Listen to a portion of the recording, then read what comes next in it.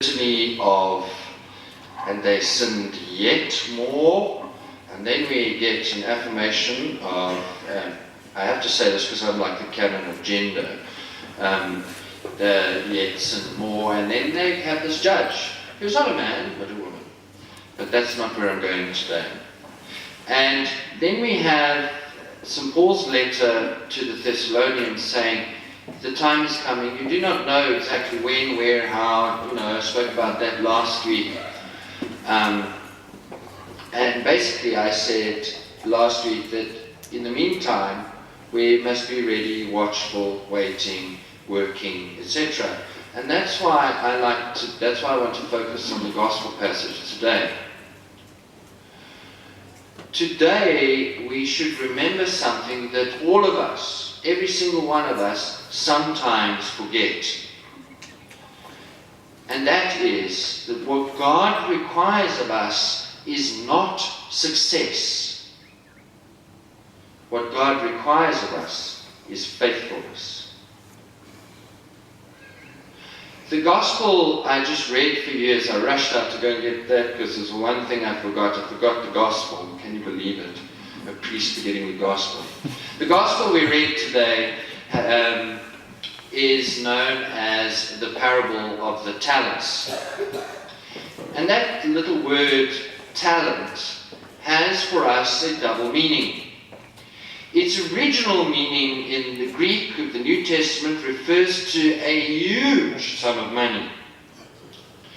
See, in the ancient world, a talent was worth what an ordinary labor would earn over the course of around 15 years. So, giving each of his servants one or more talents, the master in this story is entrusting each of those servants, those slaves, with a fortune.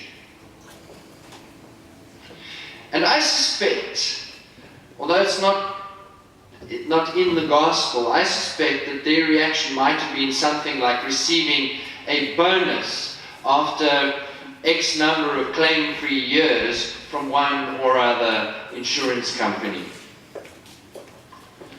The second meaning of the word talent results from one interpretation of this parable, one that we are very familiar with, and we kind of know what the word talent means. As the master entrusts his servants, his slaves, with talents, so God entrusts each of us with abilities. So, talent has come to mean ability or skill. We say that someone has a talent for music, or maybe another person has a talent for cooking, or maybe even business. I would venture to say that the parable of the talents isn't really about money or ability. It's about something more important in our Christian walk. The parable of the talents is about trust. Let me help you out here. The story opens with an act of trust. The master is about to leave town to go on a journey, evidently quite a long journey, and he entrusts his wealth to 3 of his servants. Each is given a different sum of money. We read in a text, each according to their ability. And yet, each is given a phenomenal amount of money. 1 talent is 15 years worth. 2 talents is what? 30 years worth of pay. And 5 talents, do the math. It's clear in the story that the master trusts each of his servants. He even hands over the money without any instructions. After a long time, we read in the story, the master returns and calls in his 3 servants to take account of what they've done.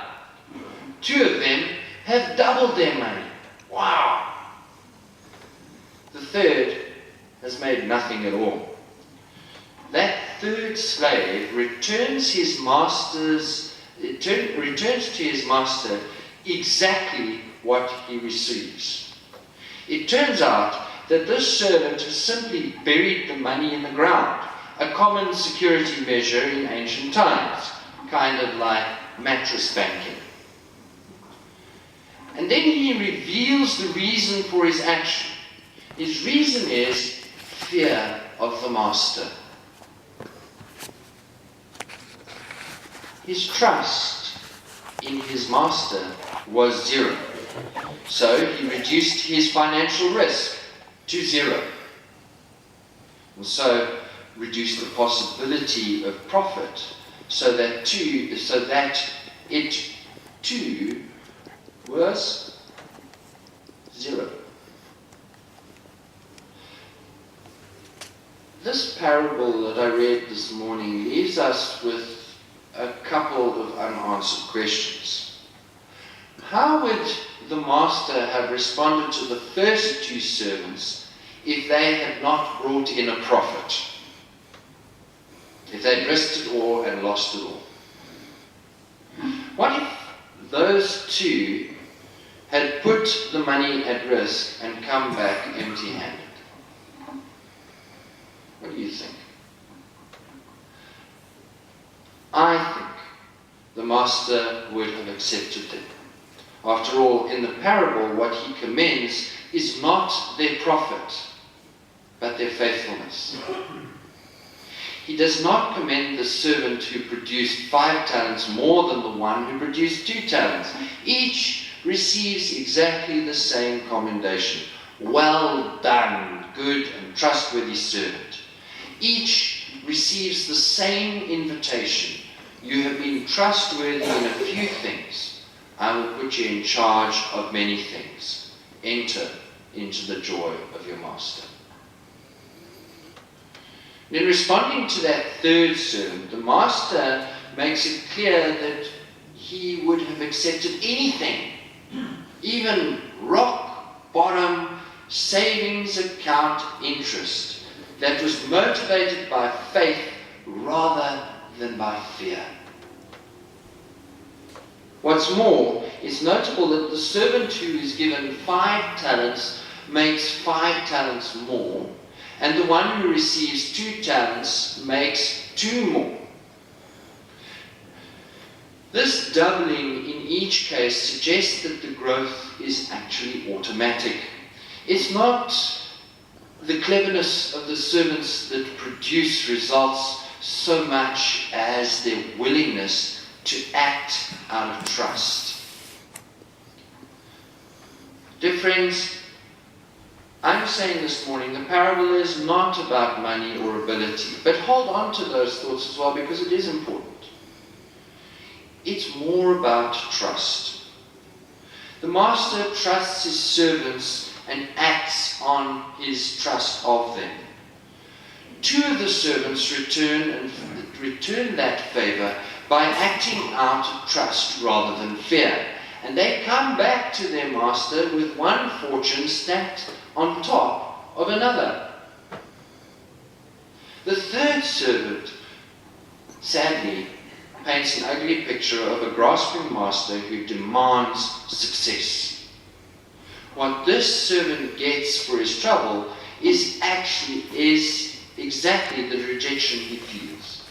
He's a small-minded man who insists that his master is just as small-minded. The other 2 servants, however, recognize generosity when they see it. The piles of money thrust their way and into their hands reveal a man who is generous beyond belief, who takes a risk, who accepts them and even honors them. Finding themselves at the receiving end of such complete outrageous generosity and trust, they feel empowered and are willing to take risks of their own. The love their master has shown them overcomes their fear of failure. And they realize that any master who treats his money managers in this open-handed way is more interested in them than in the bottom line.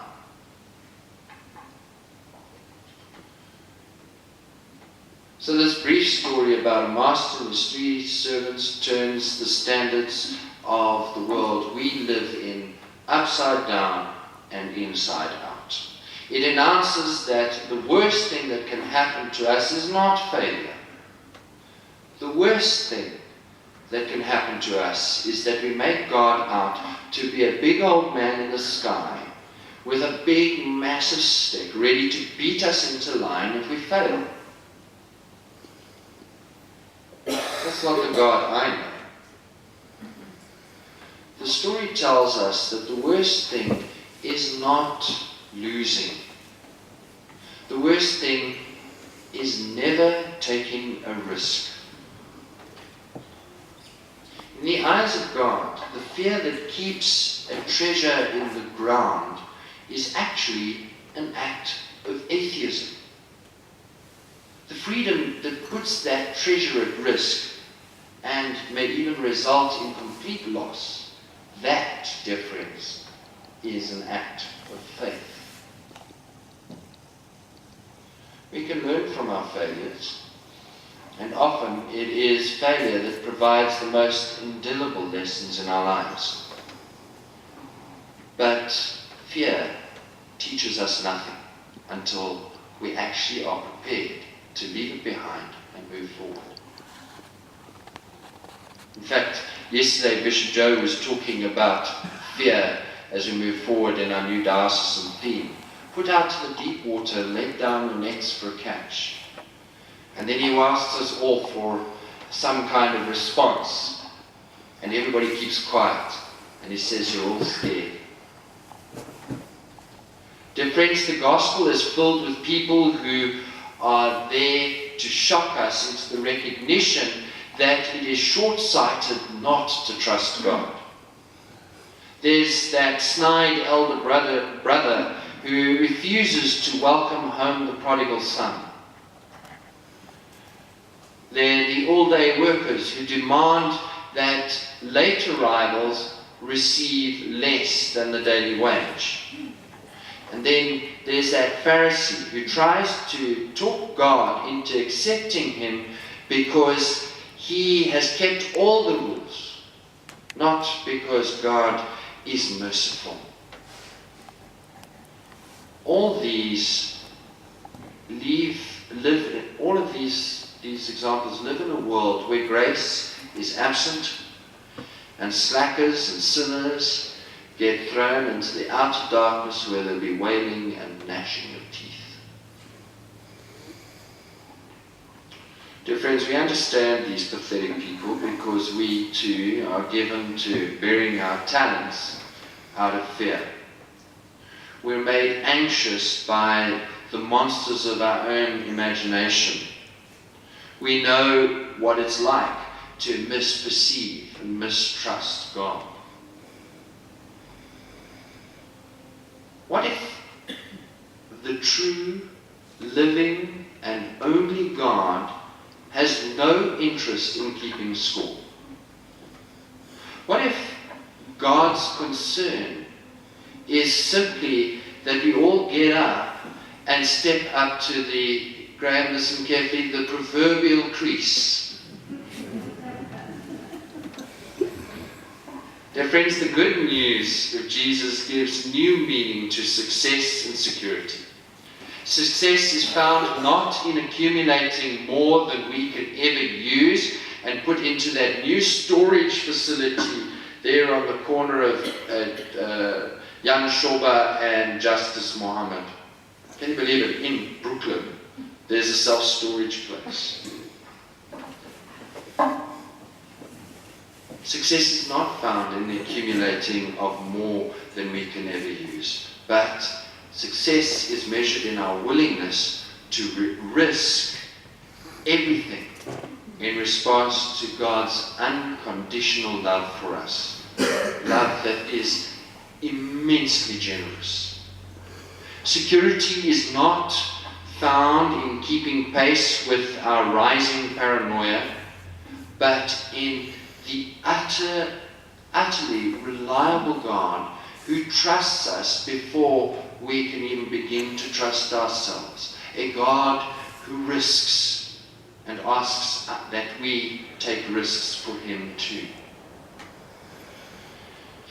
Pierre Teilhard de Chardin wrote a book called The Divine Milieu, and he writes this: God obviously has no need of the products of your busy activity, since he could give himself everything without you. The only thing that concerns him, the only thing he desires intensely, is your faithful use of your freedom and the preference you accord him over the things around you. He goes on to write, try to grasp this. The things that are given to you on earth are given to you purely as an exercise, a blank sheet on which you make your own mind and heart. You are on a testing ground where God can judge whether you are capable of being translated to heaven and into his presence. You are on trial, so that it matters very little what becomes of the fruits of this earth or what they are worth. The whole question is whether you have learned how to obey and how to love. Dear friends, the parable of the talents is not really about money or abilities. It's a story about trust, a story about risk. Life is the same way. What turns out to be important is not money or abilities in themselves. They are important. But it's about our decision to use them in ways that show our willingness to risk and to trust. The central question about life is not what did we accomplish, but rather whether we learned to obey, whether we learned to love. Amen.